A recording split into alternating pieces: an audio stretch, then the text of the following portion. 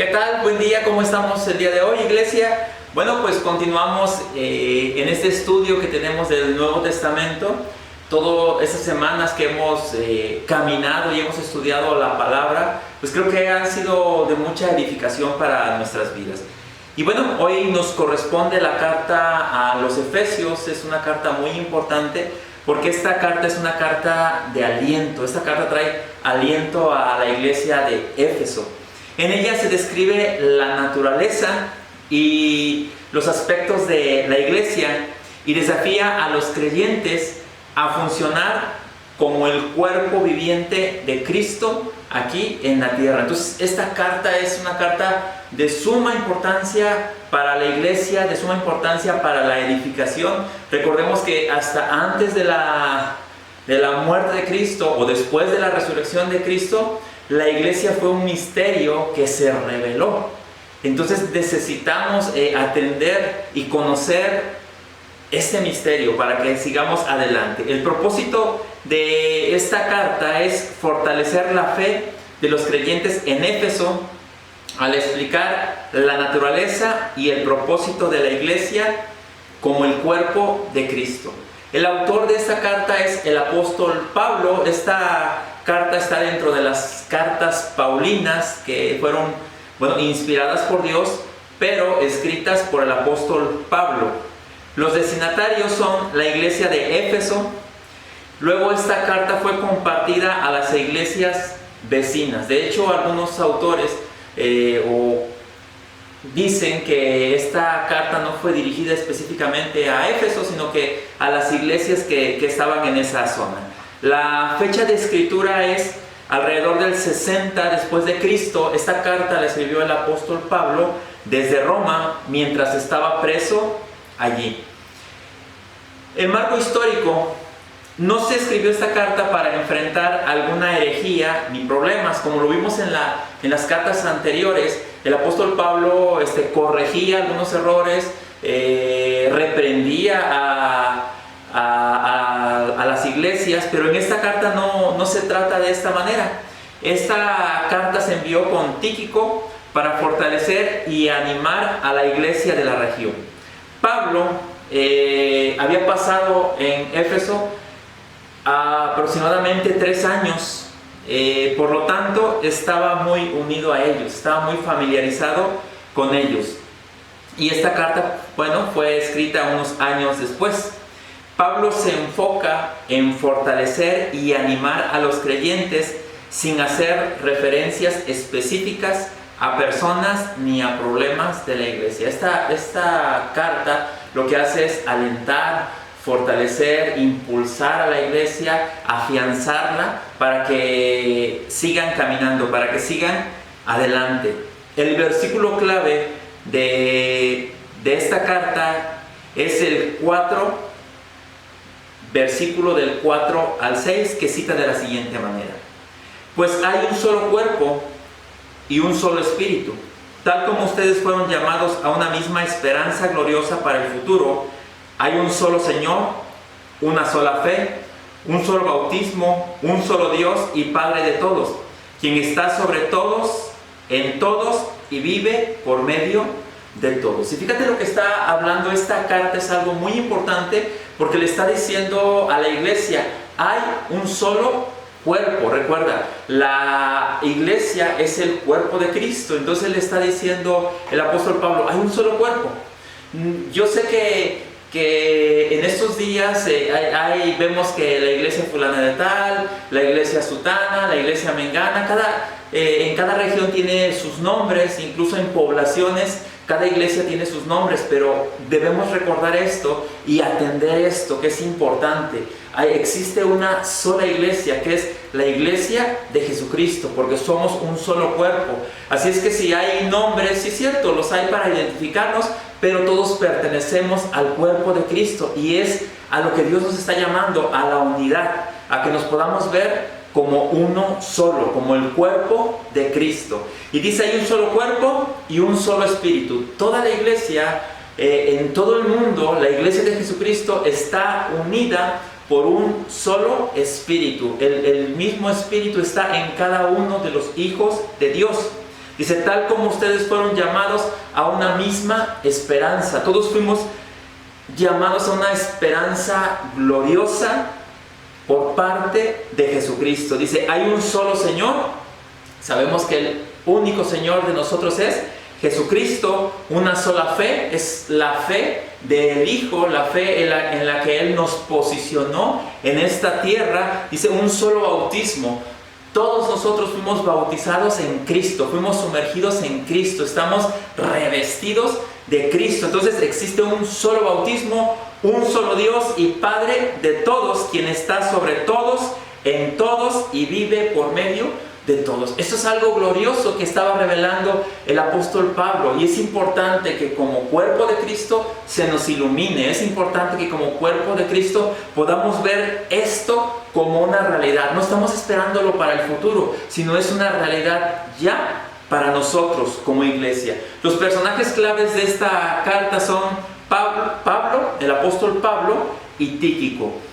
Y bueno, esta carta el apóstol Pablo comienza mostrándole a los efesios las bendiciones espirituales. Recuerda que la iglesia es bendecida por estar en Cristo, y eso es algo que nosotros debemos de entender. Tú, yo y todos los que estamos en Cristo ya somos bendecidos. Nosotros no buscamos a Dios, ni seguimos a Dios, ni caminamos con Dios porque nos va a bendecir, sino desde el momento que Cristo vino en nuestra vida, la bendición más grande de todo el universo ya está en nosotros. Y fíjate lo que dice la carta a los Efesios en el capítulo 1, versículo del 3 al 8.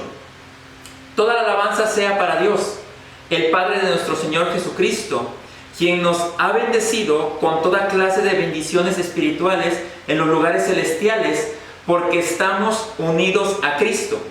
Incluso antes de haber hecho el mundo, Dios nos amó y nos eligió en Cristo para que seamos santos e intachables a sus ojos. Dios decidió de antemano adoptarnos como miembros de su familia al acercarnos a sí mismo por medio de Jesucristo. Eso es precisamente lo que Él quería hacer y le dio gran gusto hacerlo.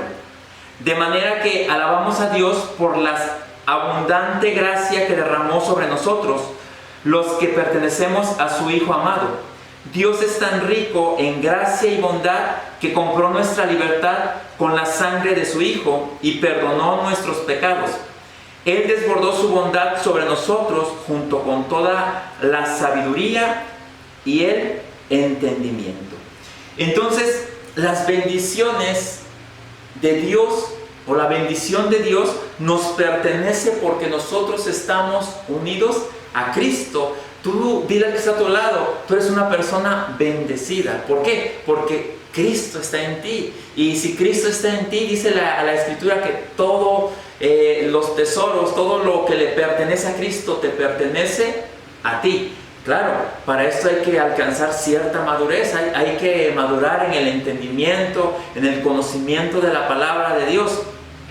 Nosotros somos, fíjate, parte de estas bendiciones, somos amados y somos elegidos desde antes de haberse creado el mundo, porque nosotros fuimos creados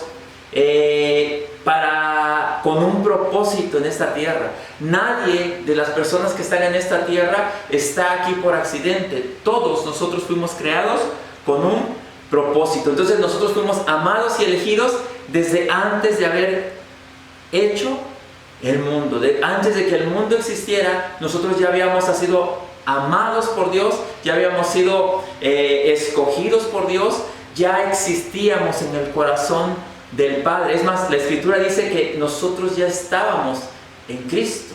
Esto es algo tremendo, porque Dios no creó el planeta y luego dijo, ay, a ver qué pongo. No, sino que Dios creó el planeta por causa de nosotros.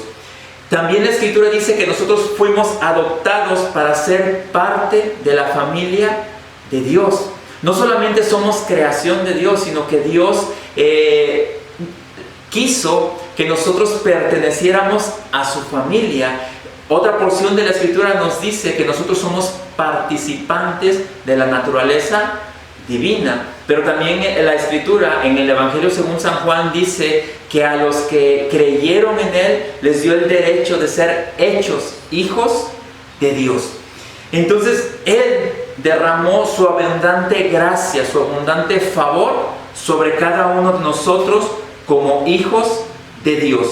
Dios compró nuestra libertad con la sangre de su Hijo. Si tú te has preguntado cuál es el valor que tiene una persona para Dios, Dios, dice la Escritura, que dio lo más preciado que Él tenía. A su unigénito Hijo, Él lo dio en rescate por cada uno de nosotros. Si tú en algún momento te has sentido una persona que no tiene valor, que no vale, realmente el precio que se pagó por ti, por tu rescate, por tu vida, para que tú pertenecieras a la familia de Dios, para que tú pudieras caminar con Dios, fue la vida de Jesucristo. Y bueno, vemos cómo Dios desbordó sobre nosotros toda su bondad, la sabiduría y entendimiento. ¿Por qué? Porque nosotros estamos en Cristo. Ahora el Espíritu Santo es el que nos guía a toda verdad, el que nos llena de sabiduría y entendimiento para que tomemos y sepamos tomar las decisiones que corresponden a hijos entendidos de Dios. Pero todo esto, ¿cómo lo hizo Dios? Bueno, Dios puso a Cristo como la cabeza de la iglesia. Cristo es la cabeza de la iglesia. La iglesia es el cuerpo, pero Cristo es la cabeza. Cristo es la plenitud. Cristo llena a la iglesia con toda su plenitud. Y eso es algo tremendo. ¿Por qué? Porque al Cristo ser la cabeza, la iglesia está blindada por los errores humanos.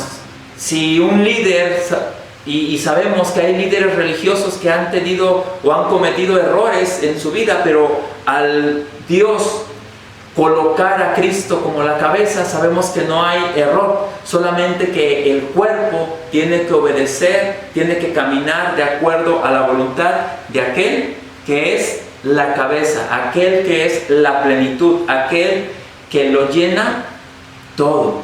Y te decía hace un momento, la iglesia fue salva por un propósito. La salvación de Dios viene a nuestra vida con un propósito. ¿Y cuál es el propósito? Que el amor de Dios se siga manifestando, que el amor de Dios se siga expresando, que más personas se acerquen a Dios, que más personas puedan conocer el amor de Dios, puedan conocer la bondad de Dios, puedan conocer todo lo que Dios ha preparado para nosotros como sus hijos. Efesios 2, versículo 8 al 10, cita de la siguiente manera: Dios los salvó por su gracia cuando creyeron. Fíjate lo que está diciendo, que Dios trajo salvación por su gracia, por su favor, cuando creyeron. Y escucha, ustedes no tienen ningún mérito en eso. Eso es un regalo de Dios. La salvación no es un premio por las cosas buenas que hayamos hecho. Así que ninguno de nosotros puede jactarse de ser salvo, pues somos la obra maestra de Dios.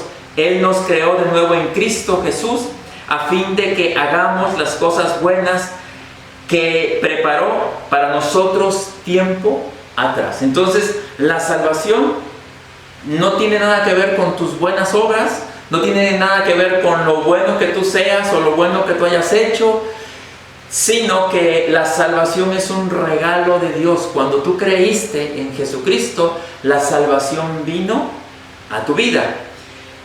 Y dice la Escritura que nosotros somos la obra maestra de Dios.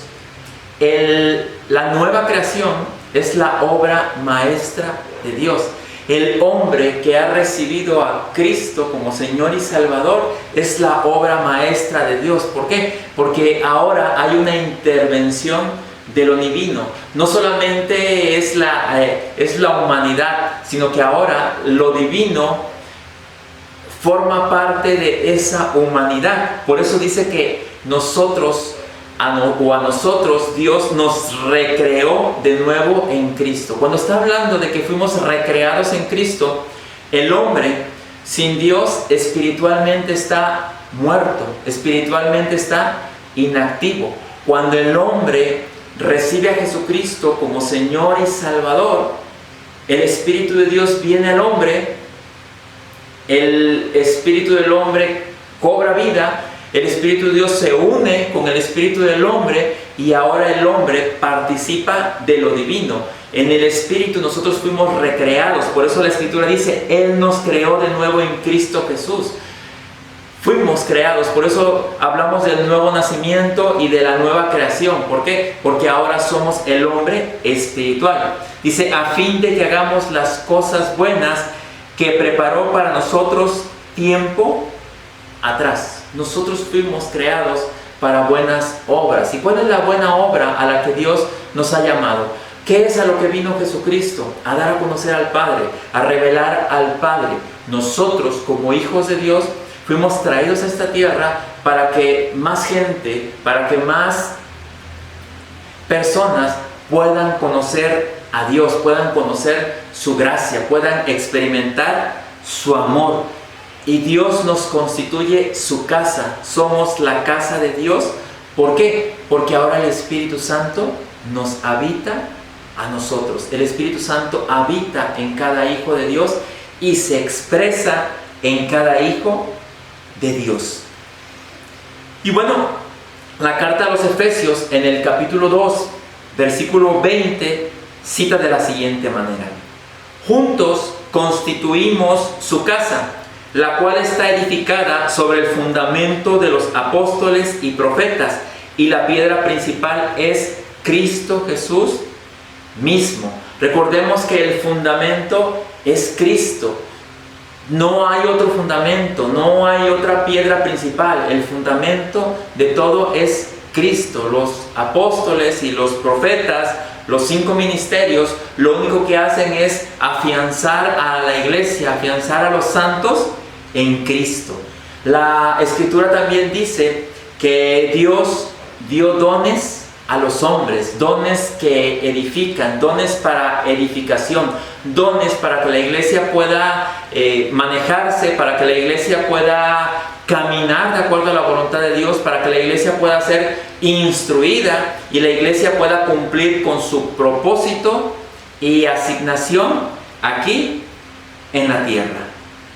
Y bueno, la carta a los Efesios en el capítulo 4, versículo 11 al 16, cita de la siguiente manera: Cristo mismo le dio dones a la gente, a unos el don de ser apóstoles, a otros el de ser profetas, a otros el de anunciar la buena noticia de salvación, y a otros el de ser pastores y maestros.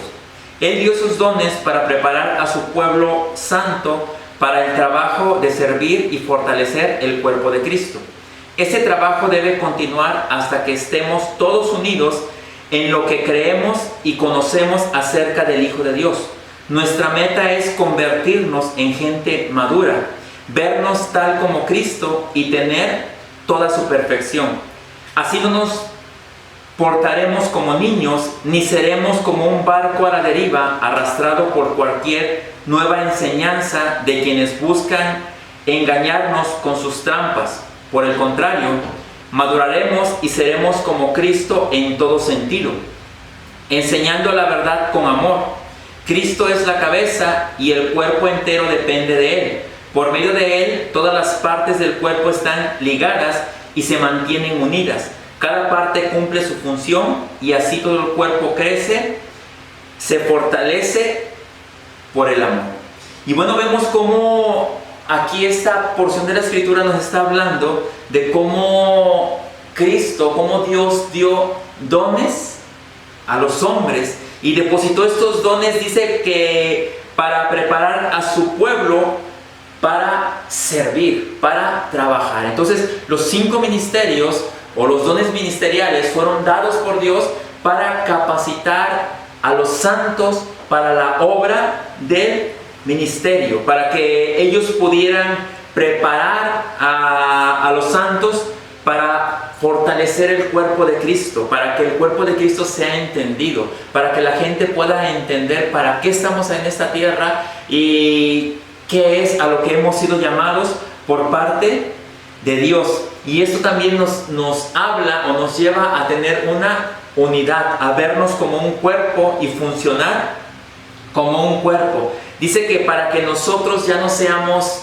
niños, que cualquier enseñanza nos mueva, cualquier enseñanza nos lleve de un lado para otro. Al contrario, que seamos entendidos en la palabra, seamos entendidos en la escritura, que seamos entendidos en el propósito eterno, para qué estamos aquí en la tierra, y que podamos funcionar como el cuerpo de Cristo, ¿verdad? Siempre entendiendo que quien es la cabeza es Cristo, y que todo el cuerpo unido camina de acuerdo a su voluntad, cumple su función como cuerpo de Cristo, va creciendo y se va fortaleciendo a través del amor. Y bueno, también vemos que la responsabilidad de cada hijo de Dios es vivir con sabiduría. Cada hijo de Dios es responsable de cómo va a vivir en esta tierra. Y eso es algo que tiene que tomar importancia. ¿Por qué? Porque somos responsables de cómo vivimos en esta tierra. De parte de Dios se nos ha dado instrucción, de parte de Dios se nos ha dado dones, de parte de Dios se nos ha dado talentos, de parte de Dios se nos han dado habilidades, de parte de Dios se ha puesto todo en nosotros, se nos ha dado el Espíritu Santo para que nos guíe a toda verdad. De parte de Dios estamos totalmente plenos para poder cumplir la obra a la cual se nos ha llamado. Entonces, ¿qué quiere decir esto? Que nosotros no tenemos pretexto para poder vivir de acuerdo a la voluntad de Dios, para poder caminar de acuerdo a lo que es la voluntad de Dios, para poder cumplir ese propósito eterno. Nosotros no tenemos ningún pretexto. Entonces, cada hijo de Dios es responsable de cómo vive. Es responsable porque tiene el conocimiento y tiene el entendimiento.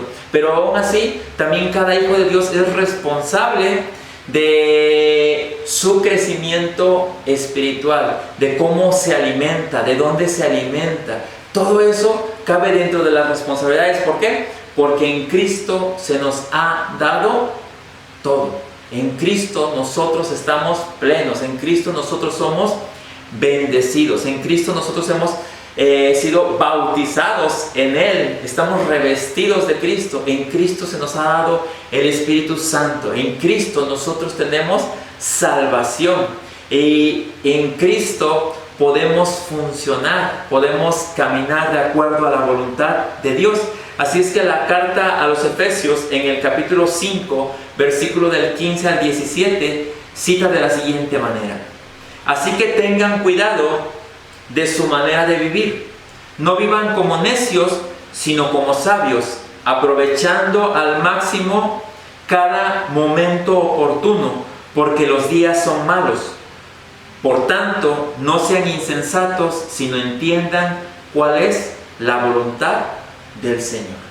Y aquí el apóstol Pablo nos está diciendo que debemos ser entendidos en la voluntad del Señor, porque ya se nos ha dado todo. Por lo tanto, aquel que es entendido va a atender, va a caminar, va a vivir de acuerdo a la voluntad de Dios. Nuestra responsabilidad es conocer y ejecutar la voluntad del Señor, y de esa manera vivir vidas sabias. Cuando hablamos de vivir vidas sabias, es de vivir vidas que tomen las decisiones correctas, las decisiones que vayan de acuerdo a los intereses del reino.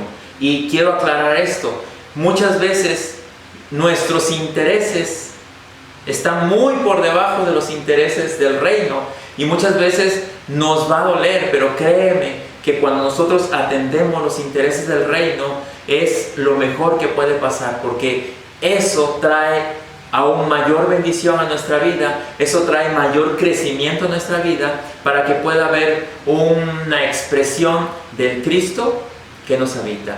Y bueno, iglesia, yo te invito a que atiendas estas verdades que el apóstol Pablo le daba la carta al pueblo de Éfeso, pero sabemos que estas indicaciones aún en nuestros días tenemos que atenderlas, tenemos que abrazarlas y tenemos que caminar en ellas. No están fuera de tiempo. Creo que esta porción de la Escritura y toda la Escritura que vamos leyendo o que vamos conociendo, cada día se va actualizando y va formando a Cristo en nuestra vida. Yo te invito a que sigas leyendo, a que esta semana leas la carta a los Efesios, a que le pidas al Señor que Él traiga iluminación de su palabra, que Él traiga luz a tu vida, para que puedas caminar en esas verdades, para que puedas atender estas verdades y puedas experimentar la vida plena que Dios nos da a cada uno de nosotros